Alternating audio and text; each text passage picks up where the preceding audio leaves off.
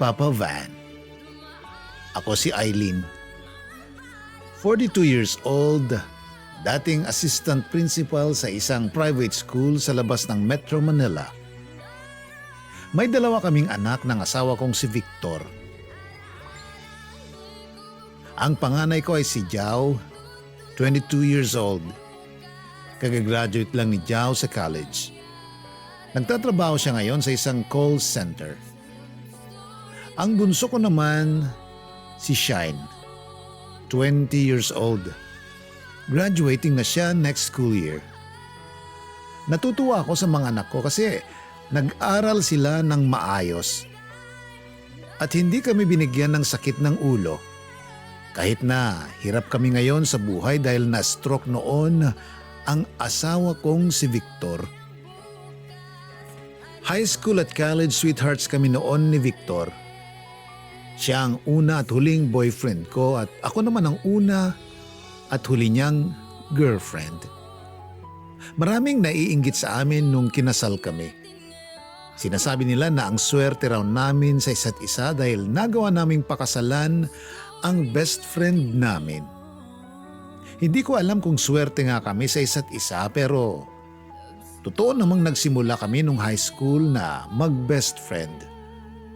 At nagmula nung naging kami ay hindi ko na pinansin yung ibang lalaking nanliligaw sa akin. At si Victor naman, hindi na nanligaw sa iba. Maliit na babae lang ako. 5 feet lang ang taas ko. Samantalang si Victor, 5'10" naman. Sabi nila kamukha ko raw si Miss Gina Alahar nung kabataan pa niya.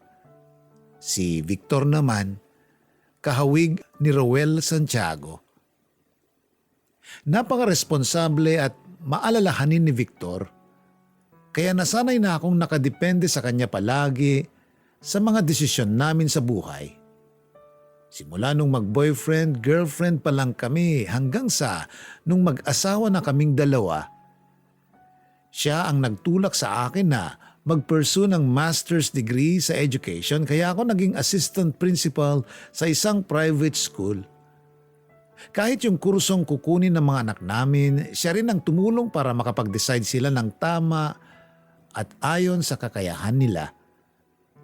Kaya malaking dagok sa pamilya namin nang mabalitaan naming inatake siya sa puso habang nasa gitna ng isang meeting sa opisina. Aaminin ko. Nalaman ko kung gaano ako kahina nung inatake sa puso si Victor. Natulala na lang ako nung tinawagan ako ng office nila at sinabing inatake siya. Mabuti na lang nasa bahay ang dalawa kong anak at sila ang nagdala sa akin sa ospital. Kung wala sila, baka hanggang ngayon, nakatulala pa rin ako. Pagkalipas ng isang buwan, nakalabas na ng ospital si Victor. Dahil wala kaming makuhang caretaker agad, kinailangan kong mag-leave ng 3 buwan para matutukan ang pag-aalaga sa asawa ko. Tumutulong din ang mga anak ko pag libre sila sa pag-aaral. Ayokong huminto sila sa pag-aaral kasi 1 taon na lang matatapos na si Jao sa college. At si Shine naman, 2nd year college na sa susunod na taon. Buong tapang kong inako ang responsibilidad sa pag-aalaga kay Victor dahil ako ang asawa niya. At sumumpa kami sa harap ng Diyos na magsasama sa hirap at ginhawa. Pero ang hirap pala. Napakahirap, Papa. Ako ang nagpapakain, nagpapaligo at naglilinis kay Victor tuwing dumudumi siya o umiihi. May mga pagkakataon na nakikita ko siyang umiiyak habang pinapalitan ko siya ng diaper. Hindi ko na tinatanong kung bakit siya umiiyak dahil baka maiyak din ako. Pero alam ko, nahihiya siya sa akin dahil ako ang gumagawa ng mga bagay na yon. Mabait siyang pasyente. Hindi siya nagrereklamo. Hindi siya magrereklamo hanggat hindi talaga siya nasasaktan. Dahil paralisado ang kalahati ng katawan niya, mas madalas siyang nakahiga kesa nakaupo kaya marami siyang bed sores sa likod.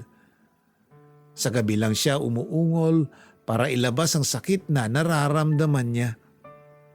Minsan bumabangon ako para itagilid siya at hindi na lumala ang mga sugat niya sa likod. Minsan naman, aaminin ko, hinahayaan ko na lang siyang umungol sa gabi. Siguro dahil sa sobrang pagod sa maghapong pag-aalaga ko sa kanya, kaya hindi ko siya inaasikaso. O siguro dahil sa galit sa kanya at sa sarili ko.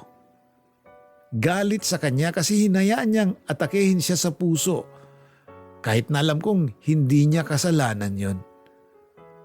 At galit sa sarili dahil napakahina ko.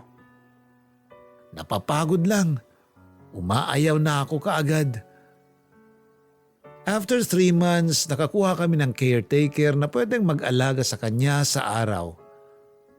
Ako na lang at ang mga anak ko ang nag-aalaga sa kanya sa gabi at tuwing weekends. Nakabalik na ako sa trabaho after 3 months. Maraming pagbabagong nangyari sa school na pinasukan ko. Isa sa mga pagbabagong yon ang pagdating ni Tyron. Nagagawa pa kaming lokohin ng isang co-teacher ko dahil sa napapansin niya kay Tyron. Binibiro ako na binata naman daw ito, may tsura, kaya dapat mag-ingat ako. Ano bang pinagsasabi mo dyan, Mildred? Para na niya akong nanay. Halos magkasing edad lang sila ni Jao kaya anong ingat ang gagawin ko? Sabi ko, 15 years lang ang tanda mo sa kanya. Okay lang yun. Nabasa ko nga. Exciting yung ganong age gap para sa mga millennials ngayon.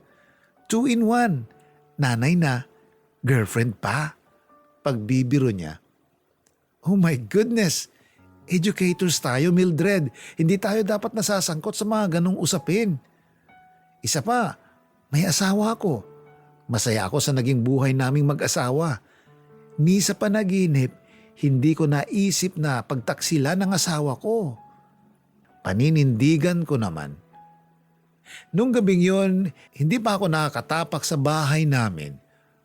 Parang pagod na ako. Parang nagre-rebelde ang loob ko at sinasabing mas mapapagod pa ako ngayong gabi dahil kailangan ako ng asawa ko. Umiling na lang ako at bumuntong hininga ng malalim at sinabi ko sa sarili ko na kailangan kong labanan ang mga ganong pakiramdam para sa kapakanan ng pamilya namin. Pero habang inaasikaso ko si Victor, nahuhuli ko na lang ang sarili kong napapangiti. Hindi dahil inaalagaan ko ang asawa ko, kundi dahil naaalala ko ang mga kabutihang pinapakita sa akin ni Tyron. Bago ma-stroke si Victor, normal ang takbo ng buhay namin. Normal din ang relasyon naming mag-asawa. Hindi kami ganun ka-intimate palagi. Siguro dahil pareho kaming pagod sa trabaho kaya mas pinipili na lang naming matulog. Pero dahil mahal namin ang isa't isa, mas na-express namin sa ibang paraan ang pagmamahalan namin. Hindi namin sinusukat ang lalim ng samahan namin sa kama, kundi sa lalim ng malasakit namin sa bawat isa. Yun ang namimiss ko kay Victor ngayong paralyzed na siya. Namimiss ko yung mga usapan namin tungkol sa trabaho, sa mga bata, o kahit na anong bagay. Namimiss ko yung mga ngiti niya sa tuwing nahihirapan ako sa trabaho. Tapos imamassage niya ang likod ko at sasabihing magiging maayos din ang lahat bukas. Namimiss ko yung mga yakap niya sa tuwing natatakot ako kapag kumukulog at kumikidlat. Yun ang dinadasal ko noon sa Diyos tuwing gabi. Ibalik na niya sa akin ang asawa ko. Yun din siguro ang dahilan kaya naging magiliw ako kay Tyron. Pag dumarating ako sa school, lagi niya akong kinukumusta. Pag lunch, kundi siya sasabay sa aming kumain, padadalhan niya ako ng paborito kong dessert.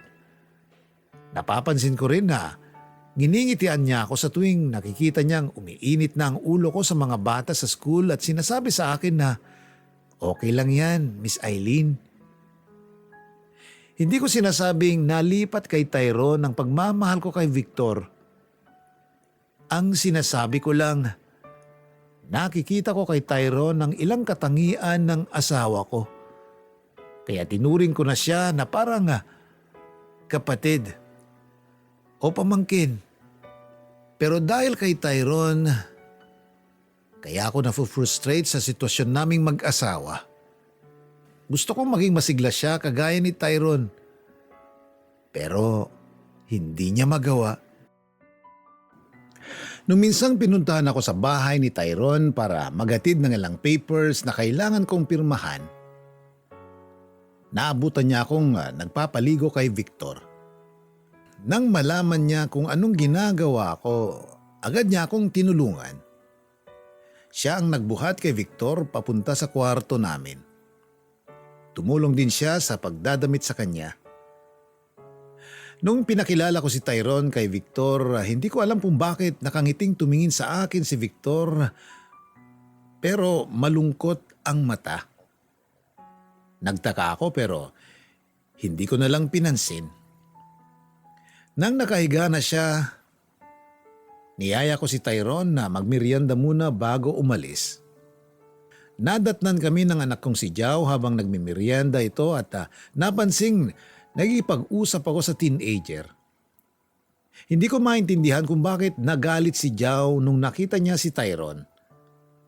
At hindi ko rin naintindihan kung bakit feeling ko para akong batang nahuli ng magulang na nagnanakaw ng candy sa garapon.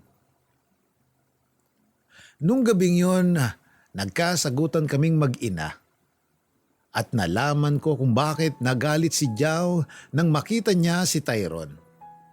Sa kadahilan ng madalas niya raw nakikita ang inihahatid ako sa pag-uwi. Paliwanag ko naman na hindi lang ako kundi pati si Mildred ang inihahatid. May mabuting kalooban naman yung tao. Hindi rin naman masama ang intensyon niya. Style yun para mahulog ang loob nyo sa kanya. Style yun para mahulog ang loob nyo sa kanya. Alam kong si Papa ang first at last boyfriend nyo kaya clueless kayo sa ginagawa ng ibang lalaki para makuha ang babaeng gusto nila. Galit niyang giit. Kahit kailan hindi ko naisip na pagtaksilan ng papa nyo. Kahit hirap na ako, hindi ako nagrereklamo dahil mahal ko siya. Kung ganun ang tingin nyo sa akin, mabuti pa, huwag nyo na akong ituring na ina. Galit kong saad. Ma, I'm sorry. Natatakot lang ako. Kasi hanggang ngayon, halos hindi pa rin gumagaling si Papa. Natatakot ako na baka dahil doon, iwan mo siya. Pag nangyari yun, baka lalo siyang magkasakit. I'm sorry. Sumamo niya. Tama nga si Jao. Si Victor lang ang una at huling boyfriend ko. Clueless ako pagdating sa mga lalaki. At dahil sa magandang halimbawa na pinakita ni Victor sa akin at sa mga anak ko, hindi natural sa aking mag-isip ng masama tungkol sa intensyon ng isang lalaki sa isang babae. Kaya kinabukasan, after school, kinausap ko si Tyrone para mag-apologize. I'm sorry kasi kumapit ako sa isang bagay na alam kong hindi ko dapat kapitan. Pero hindi ko mapigilan ng sarili ko. Pag-amin ni Tyrone. Salamat sa affection na pinapakita mo sa akin. Pero, wag na akong umasa. Tama? Okay lang. Pero, pwede bang hayaan mo lang na may gusto ako sa'yo? Wag mo akong iwasan. Huwag kang matakot. Ang gusto ko lang, ipakita ang pagmamahal ko sa'yo. Agad niya namang sambit. Kahit saang anggulo ko tingnan, mali si Tyron. Mali yung klaseng pagmamahal na gusto niyang ibigay sa akin. Pero bakit hindi ko siya pinipigilan? Dapat sinabi ko sa kanya na tumigil na siya dahil hindi ko ipagpapalit sa kanya ang asawa ko. Kaya lang, hindi ko ginawa yon. Naisip ko tuloy, dahil sa pananahimik ko sa request niya sa akin, baka na-encourage siya na ituloy ang panliligaw niya. Sa isang banda, naisip ko walang masama kahit naman ligaw siya kasi hindi ko rin naman siya sasagutin. Kaya lang, habang tumatagal, nalilito na ako.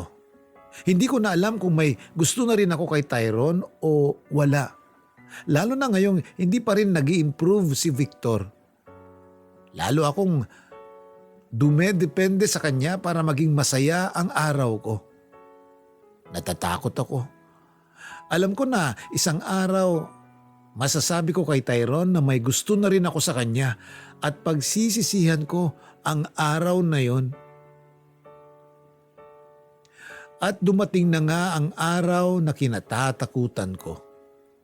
Totoo pala na pag wala kang tapang, manghiram ka ng tapang sa alak at magagawa mo o masasabi mo ang mga bagay na karaniwan mong hindi nagagawa o nasasabi. Nang minsang magkaroon ng party sa school, napainom ako ng marami. Nang mapansin ni Mildred na lasing na ako, kinausap niya si Tyron na ihatid na ako pauwi. Hinatid niya nga ako, Papa. At habang nasa sasakyan kami, ay inamin ko na rin ang totoo sa kanya, dala na rin ng kalasingan ko na agad siyang nag-brake ng car. Inamin kong nagugustuhan ko na siya. Kaso hindi kasing tindi ng pagmamahal ko sa asawa ko. Alam kong mali, pero hindi ko rin mapigilan ang sarili ko. Kaya humingi ako ng tulong sa kanya. Anong gusto mong gawin ko? Tanong niya. Tulungan mo akong maging mabuting babae at asawa. Tulungan mo akong huwag mapabilang sa mga babaeng nagtataksil sa mga asawa nila. Nakikiusap ako, Tyron. Kung talagang mahal mo ako, lumayo ka na sa akin. Pakiusap ko. Pag-uwi ko sa bahay, naligo ako agad para maalis ang espiritu ng alak sa katawan ko. Habang nakaharap sa salamin, paulit-ulit kong nireplay sa isip ko ang pag-uusap namin ni Tyron. Sabi ko sa sarili ko na tama ang ginawa ko. Pero parang may kung anong lungkot ang nararamdaman ko sa puso ko. Ginawa ko kung anong nararapat. Pero hindi ko mapigilang hindi manghinayang. Pagkatapos, bigla akong nahihiya sa sarili ko. Naisip ko, wala na bang halaga ang pagmamahal ko kay Victor? Talaga bang pagod na ako sa pag-aalaga sa kanya na handa ko siyang iwan at sumama sa ibang lalaki? Ganun ba ako kahina bilang asawa? Hindi si Victor ang inutil sa aming dalawa. Siguro nga paralisado ang katawan niya pero kahit kailan hindi siya naging inutil na asawa. Ako ang inutil na asawa. Ako ang walang silbi. Habang naghihirap ang asawa ko sa sakit niya, iniisip ko ang sarili kong kapaguran. Habang nalulungkot ang asawa ko dahil hindi na niya magawa ang mga tungkulin niya sa aming mag-iina, iniisip ko ang sarili kong kaligayahan. Nang gabing yon ay kinausap ko si Victor nang ako'y mahimasmasan. Agad akong humingi ng tawad sa kanya sa pagiging mahina ko bilang isang asawa niya. Hindi ako naging matapang dahil alam kong nafu-frustrate na siya sa kalagayan niya pero hindi ko siya matulungan. Hindi ko kailangan ng matapang na asawa. Ang kailangan ko, asawang mapagmahal na ipinapakita mo sa akin araw-araw. walang asawang dapat dumanas ng hirap na pinagdaraanan mo sa akin. Eileen, ako dapat ang humingi ng sorry sa'yo. Kung ako lang ang iniisip mo, mas lalo akong magigilty. Gusto kong maging masaya ka. Gusto kong isipin mo rin ang sarili mo. Ayokong gawing miserable ang buhay mo. Okay lang sa akin. Nagkagusto ka kay Tyrone. Ani Victor. Laking gulat ko sa sinambit ni Tyrone sa akin. Dahil sa may mabuti akong kalooban, kahit sinong tao raw ang mahuhulog sa akin at di niya raw masisisi yon lalo na sa kalagayan niya. Ang pinagtataka ko lamang ay kung bakit hindi niya ako pinigilan, lalo na't alam niya pala ang mga pangyayari. At mas lalo akong napaluha sa narinig ko mula sa kanya. Kasi alam kong pipiliin mo rin kung anong tama. Mga bata pa lang tayo. Pag may gusto kang isang bagay, hindi mo aangkinin pag alam mong hindi para sa'yo. Eileen, mahal kita. Mahal ko kayo ng mga anak natin. Kaya hindi mo kailangang humingi ng tawad. At para sa inyo, sisikapin kong mapabilis ang paggaling ko. Maluha-luha niyang sambit. Tinupad ni Victor ang pangako niya sa akin.